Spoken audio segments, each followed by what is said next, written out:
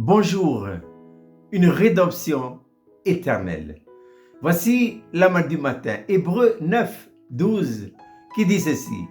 Et il est entré une fois pour toutes dans le lieu très saint, non avec le sang des boucs et des veaux, mais avec son propre sang, ayant obtenu pour nous une rédemption éternelle.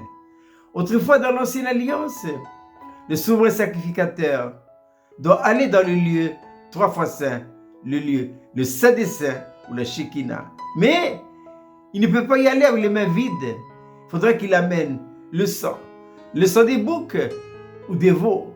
Mais ça, je répète, une fois l'année, Jésus, eh bien lui, il a offert une bonne fois pour toutes pour obtenir notre rédemption éternelle.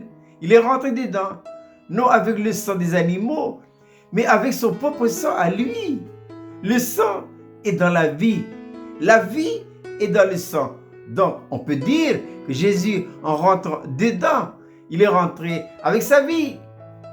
Et cette vie-là, vous et moi, nous l'avons reçue le jour de notre nouvelle naissance. Si nous sommes réellement nés de nouveau, il faut avoir la vie nouvelle pour rentrer dedans. Si je n'ai pas reçu en moi la vie nouvelle, je peux recevoir cet enseignement d'une manière théorique, mais pour que ça soit pratique et expérimental, il faut la nouvelle naissance. Mais qu'est-ce que la nouvelle naissance? La nouvelle naissance, c'est l'acceptation d'une nouvelle vie. Quelle vie? La vie du Seigneur Jésus-Christ. Oui, parce que Jésus, en rentrant dedans, il a obtenu pour nous, comme nous dit la manne ce matin, une rédemption éternelle. Que signifie le mot rédemption?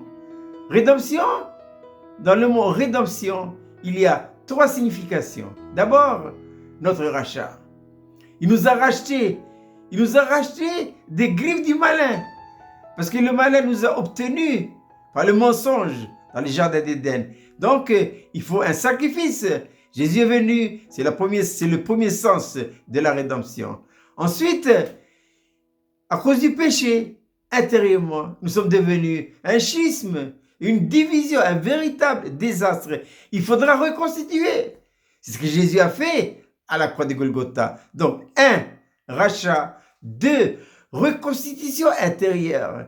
Il faut remettre de l'ordre parce qu'il y a eu désordre. Ça veut dire que l'esprit doit retrouver sa place, l'âme et le corps. Et en troisième lieu, la perfection. Mais ça, c'est l'œuvre profonde du Saint-Esprit et de la croix. Les deux là, ils travaillent de pair. C'est la croix qui ouvre des voies royales pour la vie royale. La croix ouvre, permet des ouvertures et le Saint-Esprit amène derrière la vie. Et pourquoi?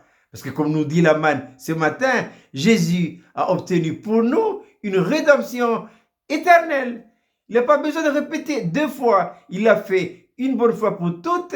Il est parti. Et oui, et où est-il maintenant? Il est assis à la droite du Père. Je répète pour nous ce matin, cette belle petite manne, une rédemption éternelle. Hébreux 9, 12. Et il est entré une fois pour toutes dans le lieu très saint, non avec le sang des boucs et des veaux, mais avec son propre sang, ayant obtenu pour vous et pour moi une rédemption éternelle. Je vous souhaite de passer une agréable journée.